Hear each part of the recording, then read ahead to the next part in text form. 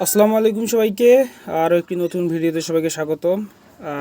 কয়েকদিন থেকে ব্যস্ততার কারণে আর কি ভিডিও দেওয়া হচ্ছে না। তো আলহামদুলিল্লাহ ফার্মের জন্য নতুন একটা জাত সংগ্রহ করছি, সেটা হলো বাপ পলিশ কাপ। এই হলো বাচ্চা।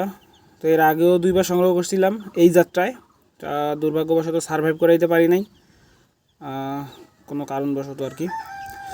তো এবারও আবার নিয়ে আসছি, 6 পিস নিয়ে আসছিলাম, একদম জিরো বাচ্চা। তো সেইখান থেকে এক পিস নিয়ে আসার দিনে পানিতে পড়ে মারা গেছে, আর এক পিস একটু অসুস্থ আছে, সেটাকে আলাদা করে রাখছি। আর এই যে 4 পিস মাশাআল্লাহ অনেক ভালো হয়েছে আর কি গরুটা। তো অনেকে আমাকে জিজ্ঞেস করেন, ভাই আপনি শুধু মানে জাত সংগ্রহ করলে শুধু ছোট বাচ্চা সংগ্রহ করেন কেন?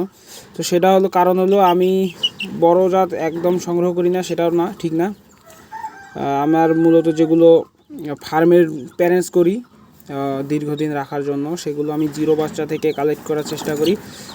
এটার মূল কারণ হলো আমার নিজের মতো করে আমি বাচ্চাগুলোকে আমার ফার্মের প্যারেন্টস হিসেবে তৈরি করতে পারি, নিজের মতো করে নিজের ফার্মের পরিবেশের আবহাওয়ার সাথে খাপ খাওয়ার জন্য আর কি। আমি জিরো থেকে একদম মানে নিজে যেভাবে তৈরি করা দরকার সেভাবে করি।